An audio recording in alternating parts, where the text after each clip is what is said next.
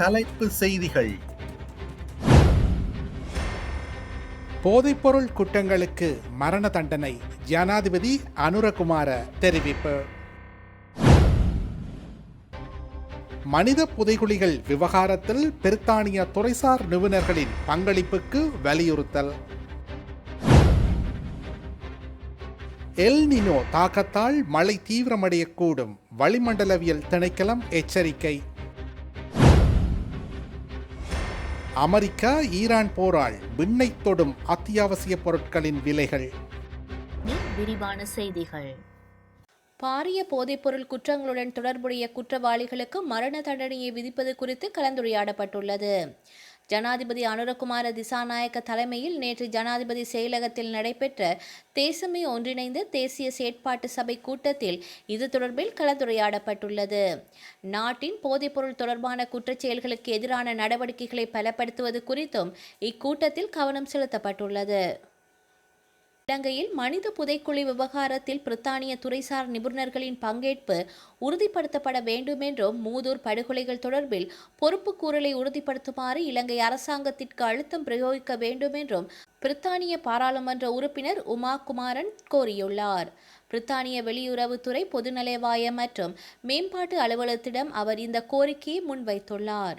இலங்கை இராணுவத்திற்கும் தமிழீழ விடுதலை புலிகளுக்கும் இடையிலான மோதல்கள் தீவிரமடைந்திருந்த வேளையில் 2006ஆம் ஆண்டு ஆகஸ்ட் மாதம் 4ஆம் திகதியன்று பட்டினிக்கு எதிரான இயக்கம் அமைப்பின் 17 தன்னார்வ தொண்டு பணியாளர்கள் படுகொலை செய்யப்பட்டனர்.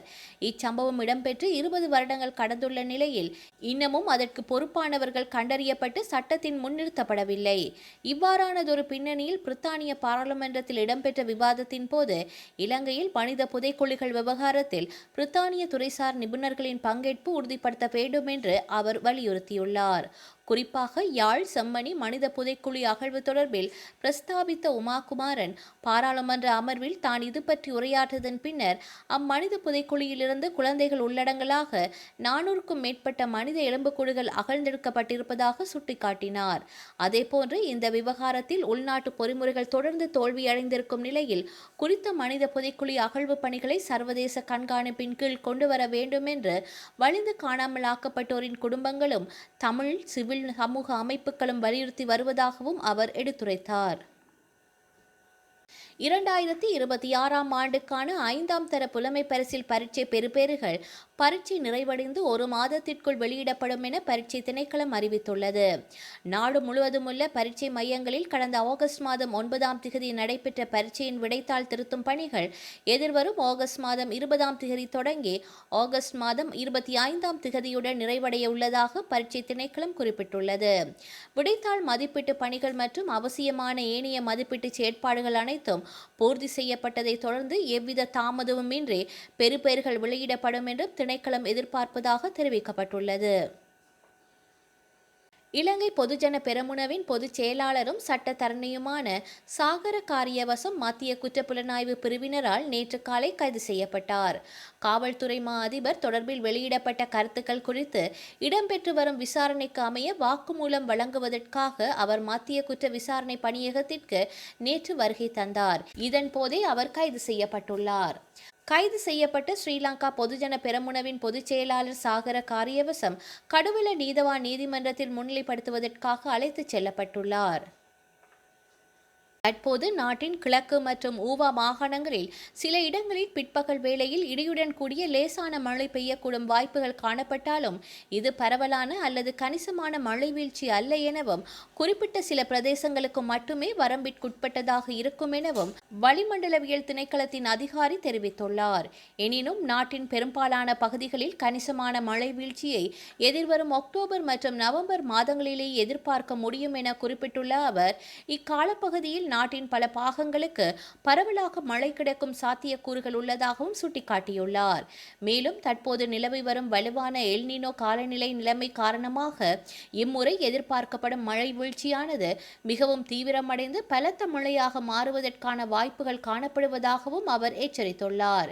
இக்காலப்பகுதி நெருங்கும் போது இது குறித்த விரிவான மற்றும் துல்லியமான வானிலை முன்னறிவிப்புகள் வளிமண்டலவியல் திணைக்களத்தால் தொடர்ச்சியாக வெளியிடப்படும் என்றும் அவர் மேலும் தெரிவித்துள்ளார்.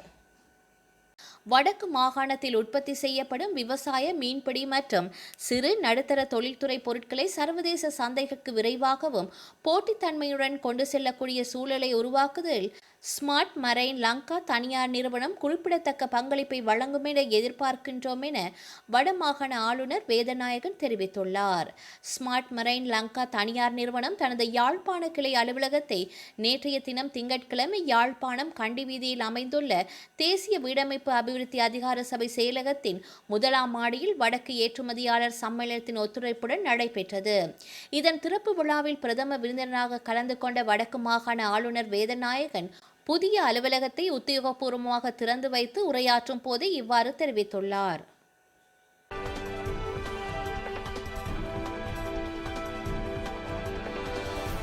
மத்திய ரஷ்யாவில் உள்ள நிஸ்னோகாம்ஸ் நகரில் உக்ரைன் நடத்திய ட்ரோன் தாக்குதலில் 13 பேர் உயிரிழந்துள்ளனர். மத்திய ரஷ்யாவில் உள்ள டாடர்ஸ்டான் பிராந்தியத்தின் நிஸ்னோகாம்ஸ் நகரில் உக்ரைன் நடத்திய ட்ரோன் தாக்குதலில் 13 பொதுமக்கள் பரிதாபமாக உயிரிழந்துள்ளனர். உக்ரைனின் எல்லையிலிருந்து சுமார் 1000 கிலோமீட்டர் தொலைவில் உள்ள தொழில் நகரமான நிஸ்னோகாமிஸ் எண்ணெய் சுத்திகரிப்பு நிலையத்தை குறிவைத்து தாக்குதல் நடத்தப்பட்டதாக உக்ரைன் தெரிவித்துள்ளது. அதேவேளையில் இந்த தாக்குதலில் 13 பொதுமக்கள் உயிரிழந்துள்ளதாக ரஷ்யா தரப்பில் தெரிவிக்கப்பட்டுள்ளது. மேலும் இதில் 75 பேர் காயமடைந்துள்ளனர். இதில் 21 பேர் மருத்துவமனையில் சிகிச்சைக்காக அனுமதிக்கப்பட்டுள்ளனர் என்றும் தெரிவிக்கப்பட்டுள்ளது. ரஷ்யாவின் டாடர்ஸ்டான் எண்ணெய் வளங்களுக்கான மிகப்பெரிய பிராந்தியமாகும். இங்கு ஏராளமான மிகப்பெரிய அளவில் முக்கியத்துவம் வாய்ந்த எண்ணெய் சுத்திகரிப்பு ஆலைகள் உள்ளன. ரஷ்யாவின் பதிலடி தாக்குதலுக்கான இந்த பகுதியை இலக்காக கொண்டு உக்ரைன் தாக்குதல் நடத்தியுள்ளது. உக்ரைன் ராணுவம் சார்பில் டெனோகோ எண்ணெய் சுத்திகரிப்பு ஆலை மீது தாக்குதல் நடத்தியதாக தெரிவிக்கப்பட்டுள்ளது. இதன் மூலம் ரஷ்ய ராணுவத்திற்கான எரிபொருள் சப்ளையை குறைக்க முடியும் என்று உக்ரைன் தெரிவித்துள்ளது. இதில் குழந்தைகளும் கொல்லப்பட்டுள்ளனர். தஜிகிஸ்தான் மற்றும் உஸ்பெகிஸ்தான் நாட்டை சேர்ந்தவர்களும் கொல்லப்பட்டதாக ரஷ்யா குற்றம் சாட்டியுள்ளது. அமெரிக்கா மற்றும் ஈரான் இடையே கடந்த பிப்ரவரி மாதம் வெடித்த போர் 6 மாதங்களை எட்டவுள்ள நிலையில் உலக பொருளாதாரத்தில் பெரும் அதிர்வலைகளை ஏற்படுத்தி வருகின்றது. தொடக்கத்தில் இராணுவ தாக்குதலாக மட்டுமே பார்க்கப்பட்ட இந்த மோதல் தற்போது சாதாரண மனிதனின் அமைதியான வாழ்க்கையிலும் சமையல் அறையிலும் தன் கொடூர கரங்களை நீட்டியுள்ளது. ஏவுகணை தாக்குதல்களின் சத்தம் ஓய்ந்த பின்னரும் அதன் விளைவாக உருவான விலைவாசி உயர்வும் நிதி பற்றாக்குறையும் உலக நாடுகளை திணறடித்து வருகின்றன. இந்த போரினால் அமெரிக்க அரசுக்கு ஏற்பட்டுள்ள இராணுவ செலவுகள் ஒரு புறம் இருக்க, சாதாரண நுகர்வோரின் பக்கெட்டுக்களை பதம் பார்க்கும் வகையில் எரிபொருள் விலை உயர்ந்துள்ளது. உலகம் முழுவதும் வணிக கப்பல்கள் சென்று வரும் முக்கிய நீர்வழியான ஹார்முஸ் நீரிணையை ஈரான் அடைத்துள்ளதால் சர்வதேச வர்த்தகம் கடுமையாக பாதிக்கப்பட்டுள்ளது. இந்த நீர்வழியை மீண்டும் திறக்க அமெரிக்காவின் கூட்டாளி நாடுகள் தீவிர முயற்சி மேற்கொண்டு வருகின்றன. வரலாற்றில் இன்று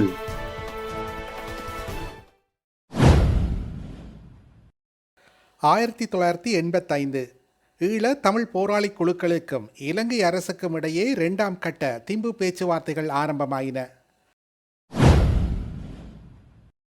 1990 வீரமுனை படுகொலைகள். அம்பாறை வீரமுனையில் 400க்கும் மேற்பட்ட தமிழர்கள் படுகொலை செய்யப்பட்டனர். 2005 இலங்கையின் வெளிவிவகார அமைச்சர் லக்ஷ்மன் கதிர்காமர் கொழும்பில் அவரது வீட்டில் நீச்சல் தடாகத்தில் வைத்து துப்பாக்கியால் சுடப்பட்டார்.